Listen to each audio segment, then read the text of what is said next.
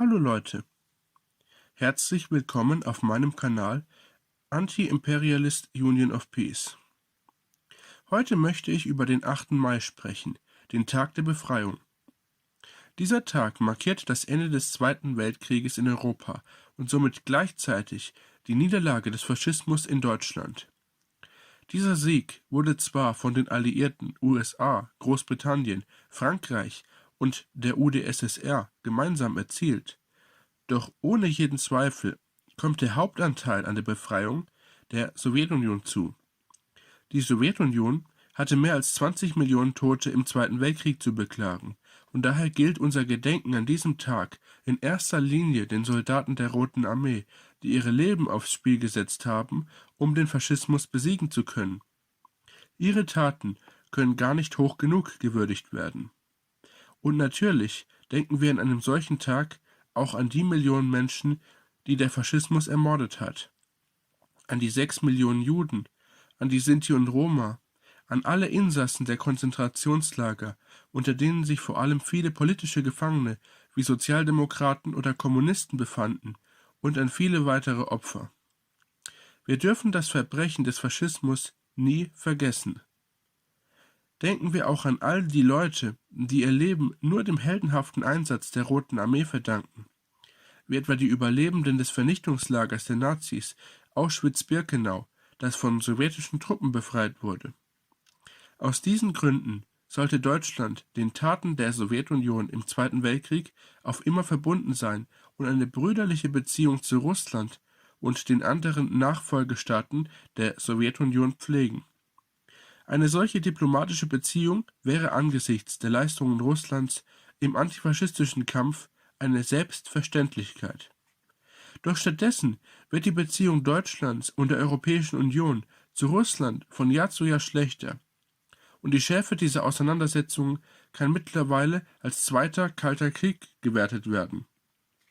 Schon seit Jahren stehen wieder westliche NATO-Truppen, darunter auch Deutsche, an der russischen Grenze, wie etwa in Narva in Estland und an anderen Orten im Baltikum, in Polen und in Norwegen. Auch die Nachbarstaaten Ukraine und Georgien nehmen häufig an solchen NATO-Manövern teil, was natürlich Russland provozieren soll. All dies ist ein Armutszeugnis, wenn es darum geht, den 8. Mai als Tag der Befreiung zu ehren. So ist dieser Tag in der Bundesrepublik weder offizieller Feiertag, noch lassen sich bei der Siegesfeier in Russland am 9. Mai irgendwelche Vertreter der deutschen Bundesregierung blicken. Dieser miserable Zustand gilt zu einem Großteil auch für den bundesdeutschen Umgang mit Antifaschismus. So gibt es immer wieder die Diskussion, Antifaschisten generell als Linksextremisten abzustempeln. Der Vereinigung der Verfolgten des Naziregimes, Bund Deutscher Antifaschisten oder kurz VVN-BDA, wollte man die Gemeinnützigkeit entziehen, und antifaschistische Medien wie die Junge Welt werden zum Verdachtsfall für den Verfassungsschutz erklärt, während bei rechten Medien wie der Jungen Freiheit nichts dergleichen geschieht.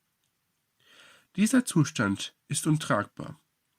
Wir brauchen eine sofortige Verbesserung der Beziehungen zu Russland, ein Ende des Extremismus-Generalverdachts für Antifaschismus und eine Aufarbeitung der eigentlichen Hintergründe für das Aufkommen des Faschismus im 20. Jahrhundert. Für dessen Entstehung ist unser gegenwärtiges System, der Kapitalismus, nämlich zu einem Großteil mitverantwortlich. Erst wenn es gelingt, diese Verbindung für alle klar darzulegen und zu beweisen, dass Faschismus niemals ein Ausweg sein kann, wird es möglich sein, eine rassistische Perspektive auch langfristig unattraktiv zu machen. Und erst dann wird ein würdiges Gedenken an die Befreiung zu einer Selbstverständlichkeit werden. Ich wünsche euch einen schönen 8. und 9. Mai. Ein Hoch auf die Befreier.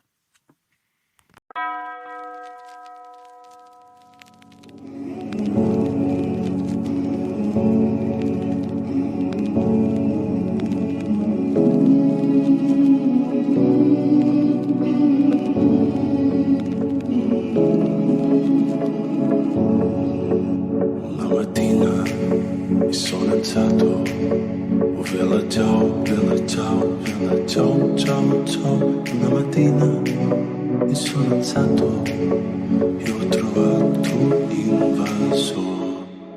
Oh partigiano, portami via, bella ciao, bella ciao, bella ciao, ciao, ciao. Partigiano, portami via, che mi sento di morire.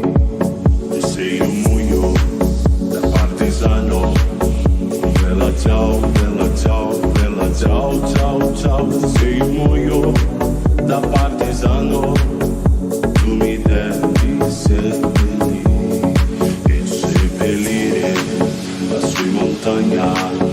Bella ciao, bella ciao, bella ciao, ciao, ciao. E seppellire lassù in montagna sotto l'ombra di un bel